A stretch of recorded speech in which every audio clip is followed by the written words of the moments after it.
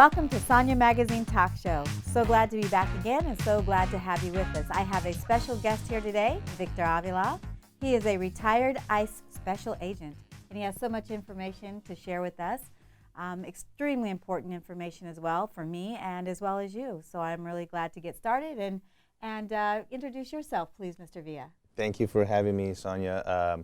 I'm a retired ICE special agent, now Homeland Security Investigations agent. I retired in 2015, and I'm very excited to be here to share part of my story and to talk a lot about issues regarding border security, immigration, and all that stuff. We'll talk about it. Wonderful.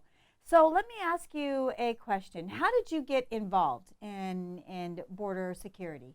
So I started, my career started after I graduated from college. I became a state parole officer for the state of Texas. Then I moved up to as a United States probation officer.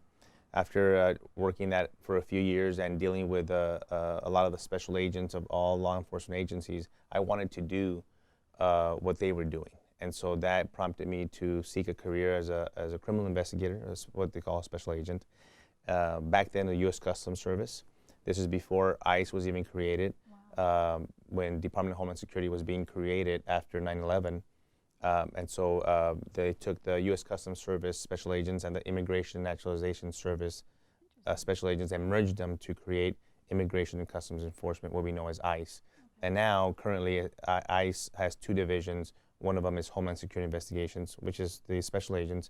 And then the one you hear a lot about in the news is the enforcement removal operations, is the deportations, the detention centers, and all that. I have a quick question on the merging of the ICE. Why did they merge? So they created the Department of Homeland Security. There's a bunch of agencies there, including Secret Service and others. And it's a good question. They merged the investigators and then created the Customs and Border Protection, which is Border Patrol and CBP that we know of today that are at the ports of entry. Okay. And they tried to merge this to really broaden the investigative parameters of the service and immigration. So really you encompass a lot of federal violations that are investigated by this agency. Anything that has a nexus to the border, it is a jurisdiction of ICE. Wow, interesting. So by them merging, was it because there was an overwhelming of influx of people coming in that they couldn't monitor, or? No, the goal was to really form an agency that was supposed to be not so bureaucratic, okay, and really pay attention to the security of the homeland.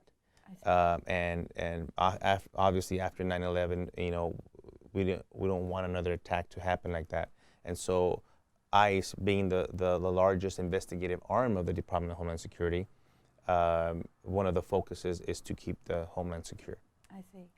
Now, I know that previously we had talked, you had did some police ride-alongs. Is that correct? Yes. When I was a teenager, I was a police explorer for the El Paso Police Department, and did a lot of community work, rode along with the police officers, and really interacted with them, and really opened my eyes to what police work was really about, and how a police officer will go from cruising in his patrol car and having a lot of downtime to in one split second having to react to something that's going on.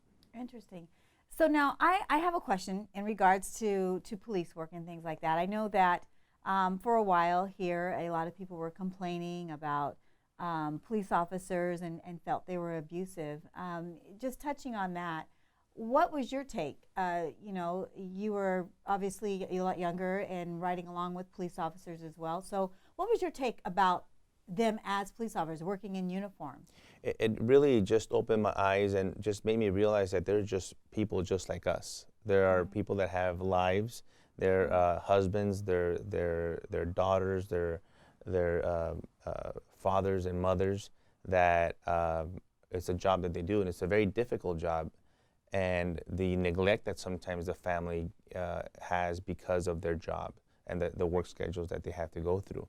And so it really, it took that fear away of the police and the tension that every time you see a police officer on the street, I really it expanded my respect for them, and I was brought up that way to respect police and respect their authority, and so that's something that today we see that there's a lot of lack of it, especially on just basic traffic stops where people just do not want to comply with the police. And so being a police officer today is definitely a much different job and a much difficult job, I think, than it was maybe 20, 25 years ago. How do we get back to the respect? Why is there such an abundance of disrespect, and why is this a thing now to do? I mean, these same people that seem to want to disrespect police officers, I'm quite sure if someone were to disrespect their mother or father, they'd be pretty irate. And these are fathers and mothers that they're disrespecting too, that's just trying to do their job.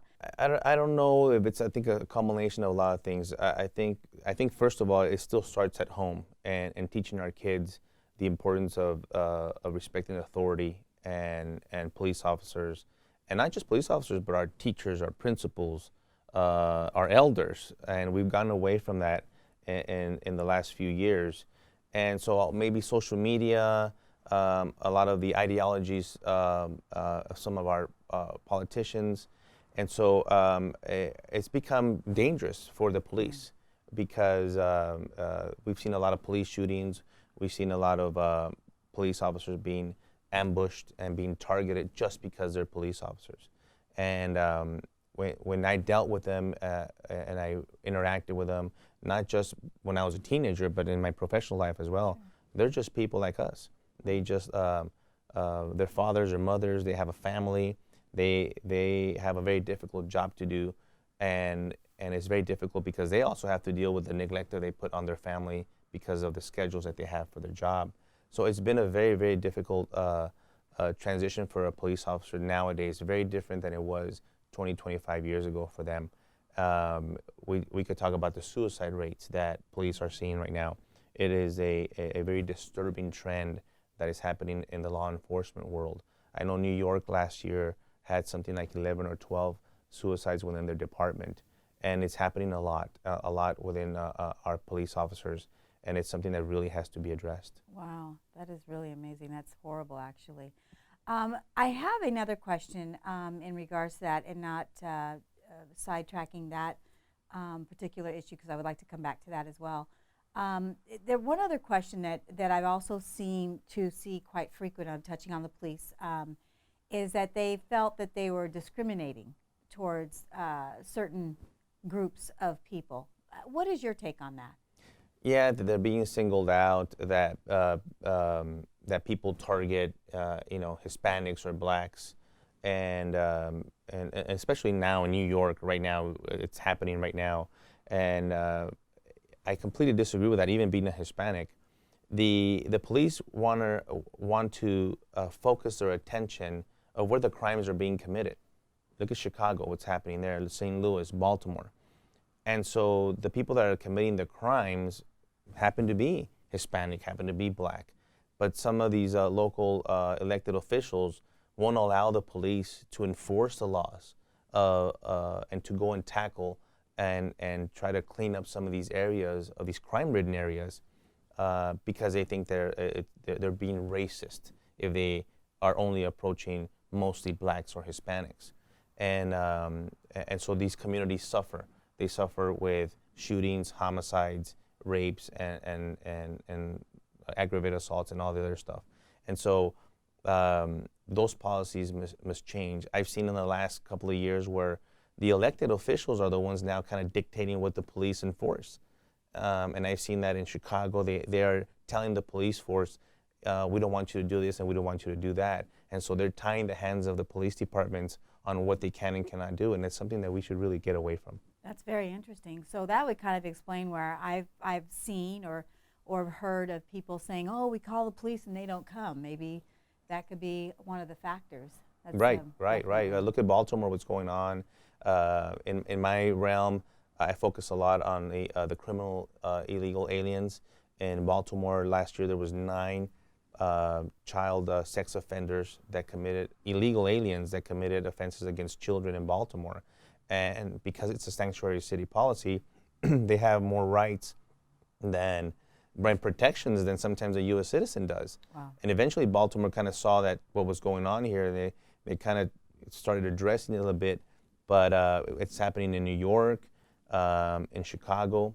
If you're an illegal alien and you get arrested for a crime, you're going to go into a jail system, but they won't respect the authority of the ICE detainer, and they will release this illegal alien back into the community. And guess what happens? The illegal alien will commit a crime against another U.S. citizen and sometimes against their own community, because that's where they live.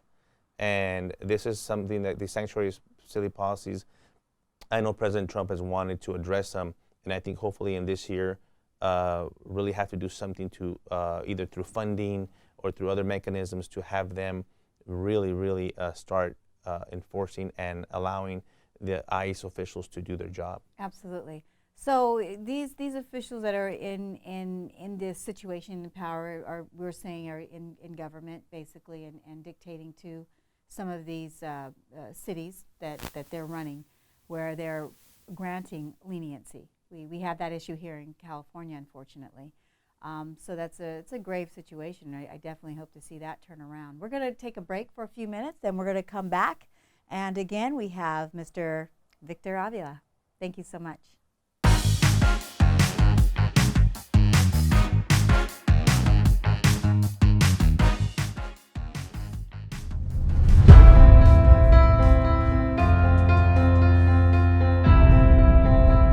Misconceptions that people have about motorcycle clubs are that we're always violent and harming people. That's not what motorcycle clubs are about.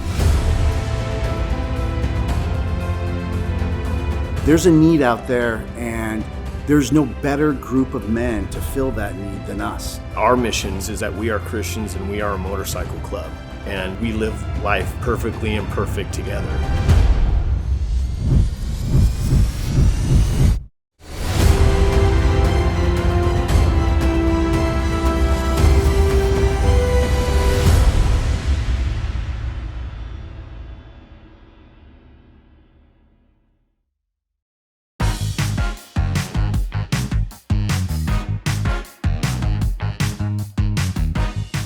Thank you. We're back now from our break, and we're back here with Victor Avila, a retired ICE special agent. I have a question for you, just elaborating a little bit more on the police situation. I understand that they stopped the search and how is it? Yeah, in New York, they stopped the stop and frisk policy that was implemented years ago, and that kept the criminal element, people from carrying their guns or their knives or the illegal illicit activity on the streets, because that the New York Police Department would be able to approach them, stop them, and frisk them. Wow. For safety, for everyone's safety. Sure. And it was a great and effective tool in community policing as well. But now with the current administration, the current mayor, they've done away with that. And guess what? So now they could carry whatever they want. They know the police are not going to check them. And so crime is steadily and fastly increasing in New York. And the left, or the mayor in New York, they cite that these policies are racist because the police are only targeting blacks or Hispanics. But the point is that the people that are committing most of the crimes are those groups. Right. And so if you're a white person carrying a gun, you would also get stopped and frisked as well. They don't just focus on them; they focus on all areas of illegal activity. So it goes back to the point of the elected officials dictating how the police do their jobs.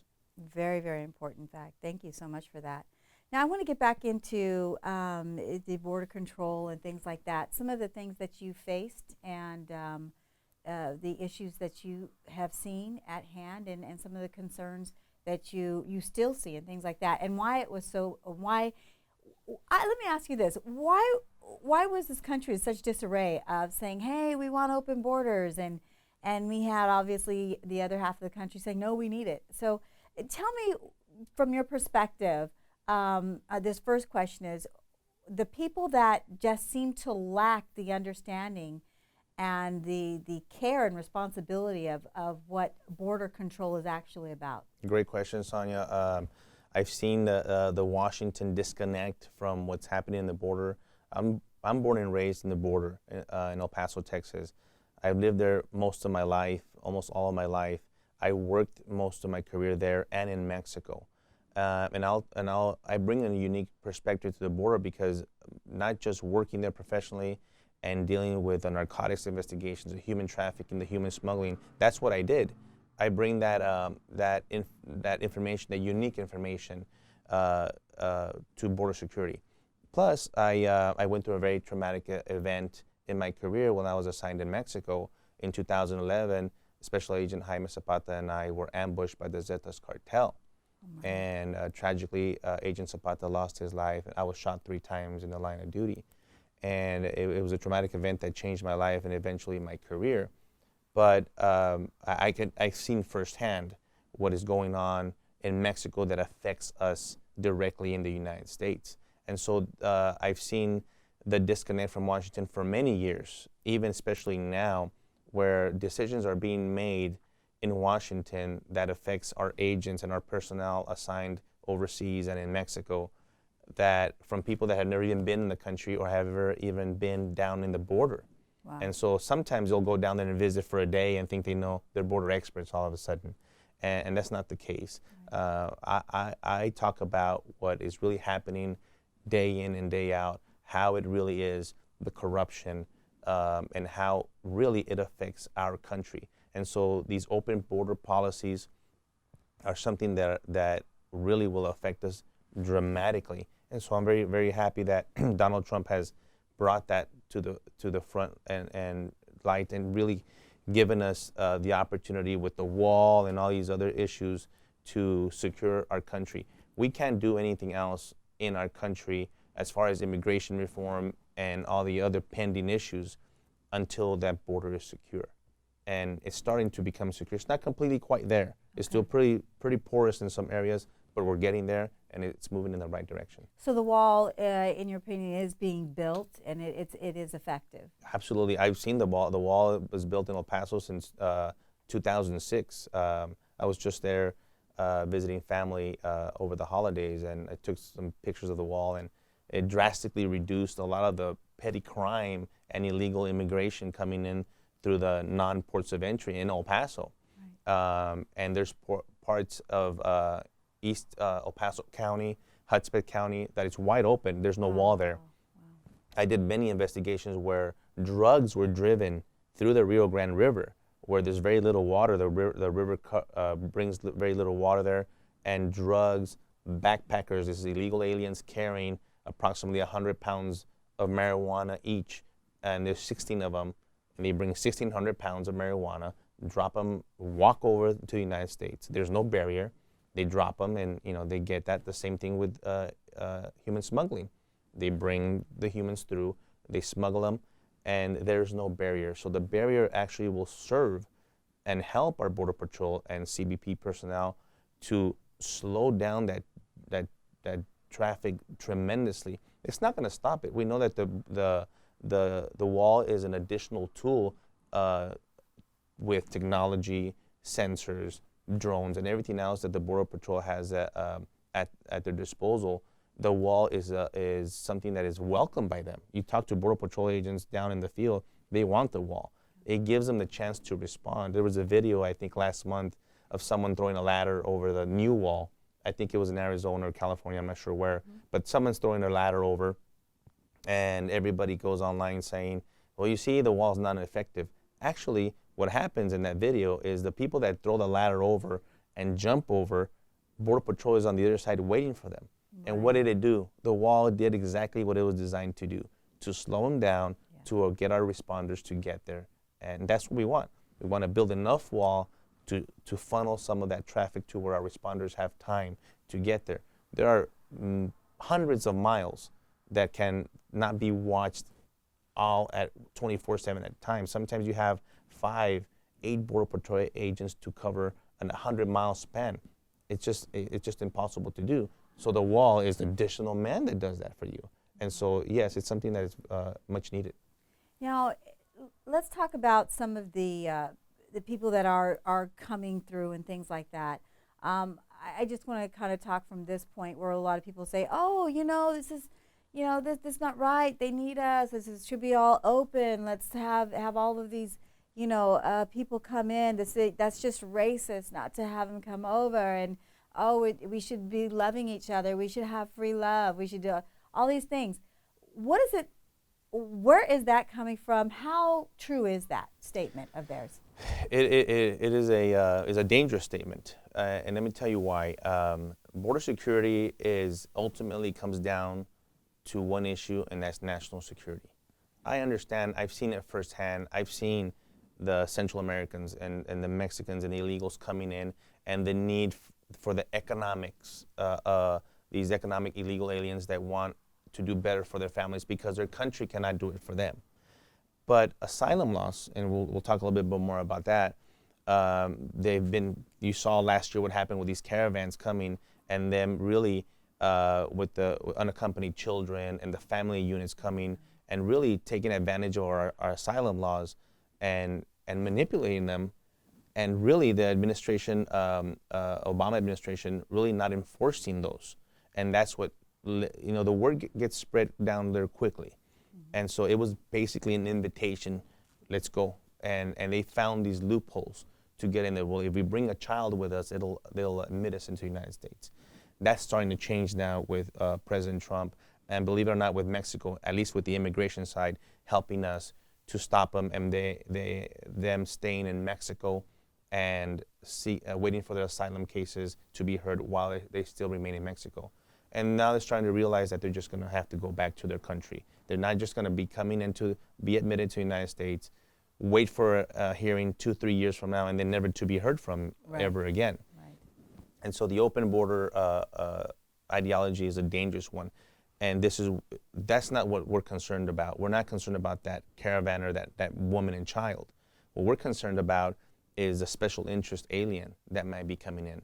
And the special interest alien is a person coming from special interest countries like Bangladesh, Somalia, Iraq, Iran, Afghanistan, that come with other intentions of possible terrorism to do harm in our country. There was a report just last week that they were trying to corroborate. There was an intelligence report that came out to Border Patrol in California. This just happened 2 or 3 days ago. That I think it was I'm not sure the nationality, I won't say because I'm not sure, but it was a female possible suicide bomber coming through. Wow. You don't see that widespread in the media or reported. That's the danger that we face in the border. The criminal element, the gang members, the MS-13s, especially the ones that have been in this country, get deported after they've committed a serious crime, and guess what? They come right back. And they're being caught. Sex offenders, child rapists are being caught at the border. They still try to come back. And those are the people that we're worried about, the ones that are coming to this country to commit crimes. Absolutely. That's Absolutely. the issue. That's the problem. That's what we're going to stop. We have too many U.S. citizens being killed by illegal aliens. And I support the Angel Moms and everything that they've gone through, because if you think about it, technically, their children, their family members would be alive if that illegal alien would have remained or been deported to their country. Absolutely. And so the sanctuary city comes in because they're being released. We saw Kate Steinle, what happened in their case in California. There's many, many cases. When I used to live in Colorado, and I remember a case of a man that had been in the country illegally for 15 years. And he killed, while driving drunk, a 16-year-old kid, and it was his 5th DWI. And so you wonder why, what is he doing? Even if you were a U.S. citizen, you would be in jail. Right. But sometimes because they're illegal, they seem to have a better protection than sometimes U.S. citizens do. And it's a big issue that really I want to give a voice to and be an advocate for a lot of other people that are doing the same thing, is to really secure. That's what border security means to me. Got it. Is making our community and our country safe. How do we change the thought process of some of these people that even with these horrific stories that they've heard, and even though mainstream media has avoided a lot of these topics. I know that they're getting this information. What inside them, or lack of, that they fail to have that concern for a 5-year-old that's been raped, kidnapped, sold into sex slavery, all the That's horrific kind of things. What is it that that is enabling that thought process and encouraging it still to say, hey, you know what, it happened and we still are okay with it? What is that?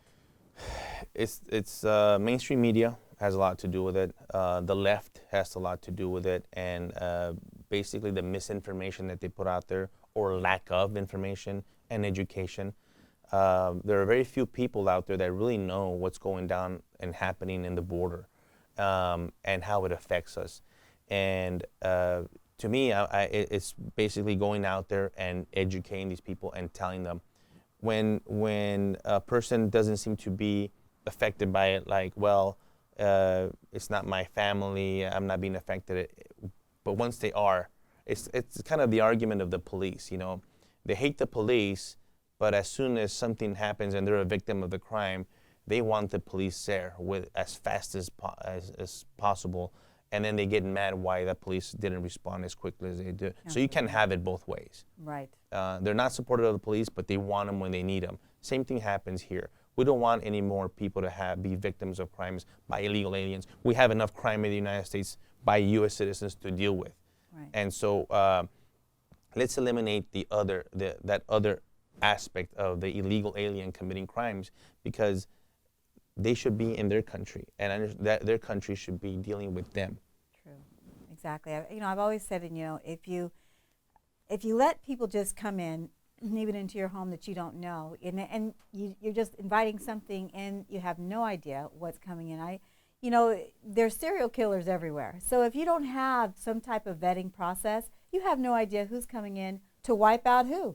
It could be someone coming in to wipe out all of the black race, all of the Asian race, all of Hispanic, and so on and so on. You have no idea, and they have this open invitation, and you really have no idea what you're really inviting. And all it takes is one to really start something. So even if they're saying, oh, it's only maybe 0.5%, which we know it's not. It's in millions, as we know. But even in that case, you have no idea the seriousness that it could cause on our situation, on our living situation, our home, and our families, our friends, and things like that. So it really did puzzle me, and that's why I wanted to ask you what you felt about that. Also, I wanted to talk to you about cartels, dealing in border security and with cartels. Tell me what you have dealt with, what you've seen. I'll start by saying this. The cartels, when I was assigned, my first assignment was in Ciudad Juarez at the U.S. consulate, right across the border from El Paso, Texas, in 2008. This was when Ciudad Juarez was the most dangerous city in the world. They were killing about 350 people a month there. And I thought at that time in 2008 that this was the lowest, this was the worst that Mexico would see, and that it was optimism because now we could only improve from there and help Mexico. I was sadly wrong. Wow. Mexico is in a much worse condition, not only economic-wise, but their insecurity in their country is out of control. By Mexico's own statistic, not mine, they say that 80% of their country is controlled or influenced by the cartels. And we refer to them as cartels. They're not gangs, and they're criminal organizations that, frankly, are foreign terrorist organizations. They're terrorists. And there's been a push in the last year to have them designated as such. Why do we want to designate them as foreign terrorist organizations? Because if you look at the criteria to be designated as such, and by the State Department, they're just like ISIS, they're just like Al Qaeda, they're just like the Taliban. Wow. And if the violence, the political influence, and the poison that they bring into the country, the fentanyl, the opioids, all the drugs, it affects our communities in the United States. And if people think that the cartels only exist in Mexico, they're gravely mistaken. The cartels are embedded in our country. They're everywhere. I show a map in my presentations of where the cartels, depending on what cartel is, what part of the country they're in the United, what part of the cities there are within the United States, and they're embedded everywhere because the cartel has the influence and their people to make sure that their product is being sold, and it's all about the greed and the money and the power. Some pushback about the designation as a FTO is that they don't share the ideology like maybe ISIS does. Well, to me, it doesn't matter. They do exactly and even worse: beheadings, hangings, dismemberments, kidnapping. Now they're not just in narcotics trafficking, but human smuggling and human trafficking. They've learned that if they get these girls and these young girls and traffic them into the United States as sex slaves, they'll see tremendous amount of money. They don't have to go get more drugs. They know that these girls will continue to pay money over and over and over again. And so it is a big, big issue. The border of Mexico and the United States is completely controlled by the cartels on the Mexican side. So all the migrants that you see that are trying to come in, the caravans, they all have to go through the cartels. They all have to pay them. They control it. You're not going to come into the United States without not having any contact with a cartel member. They control all that. From Tapachula in Guatemala through, you want to come through Texas, Arizona, or California, you will have contact with a cartel member. And what happens with these caravanners? They get sexually assaulted, the girls do.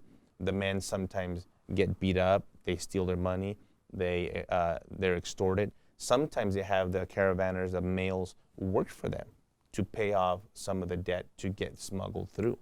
And so it is a big, big problem with the violence. There right now on the other side of Texas, there's been a highly increase of violence, of shootouts between the cartel versus cartel, but also cartel and the police, and also innocent bystanders. Innocent people get killed in Mexico. In 2018, there were 36,000 murders in Mexico, and I think the stat for 2019 is somewhere around 31 or 32,000. And there's something about 65,000 people that are missing, unaccounted for in the country. It is just out of control. Wow. And so this is something that President Trump was very close at the end of last year to designate them as foreign terrorist organizations, and he held back at the very end and said he wasn't going to do it. We have hope that hopefully he does. It'll really bring the law enforcement, U.S. law enforcement agencies together. Right. It will give them a lot of different tools, Department of Defense tools and resources. And guess what? It will immediately allow the U.S. government to attack these cartels financially, seize their assets, seize their money. That's where they get hurt because we know that that's what they want. Right. And that designation would allow the U.S. government to go after that immediately. And anyone associated with the cartels as a terrorist organization would be able to be prosecuted as such. So think about it. If you're in the United States and you are sympathetic to ISIS and start talking to ISIS, what's going to happen? You're going to have the FBI knocking on your door. Right. Well, if the Sinaloa cartel becomes a terrorist organization, the same thing. And so it would have an effect on the street gangs in Chicago, in New York, in St. Louis, in Baltimore that are working with the cartels, because they do. What would happen? What would their reaction be knowing that now Sinaloa, now the cartel Jalisco Nueva Generación or the Zetas cartel are terrorist organizations? What are they going to do? Are they going to want to associate with them or not? Right. It really would bring, I think, positive results to once and for all take these organizations down. Absolutely. I think you should be running for office. How do we get you in there? I'm considering it. This is something that I'm passionate about. I love politics. I follow the news closely a lot. I'm a news junkie, and this is something that I'm considering in the next couple of years is possibly making a difference in Washington as a U.S. Congressman. Oh, that would be beautiful. You got my vote. I'll have to move there and get a resident and vote for you, definitely. Well, Mr. Victor Avila, Mhm. I definitely appreciate your time and you coming here today. I think you've shared incredible information, and I think everyone out there today may have a different outlook on a lot of different things. I know I do. So I appreciate you so much and the time you've taken to come here, and I hope to have you back soon. I would love to be back, and thank you for having me today. Thank you so much, sir. It's been a pleasure.